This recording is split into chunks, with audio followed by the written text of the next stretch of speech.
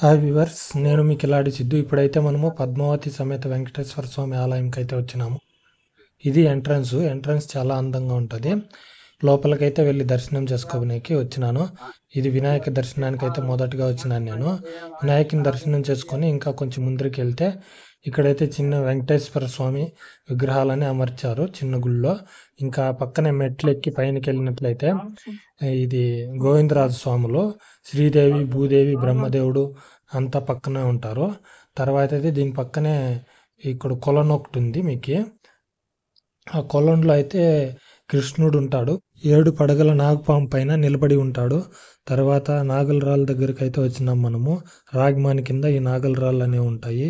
ఇక్కడైతే చూసుకొని మనం ఇంకా కొద్ది ముందరికి వెళ్ళినట్లయితే ఇది బయటకు వచ్చినాను. బయటకు వచ్చి బయట వ్యూ అండి ఇది.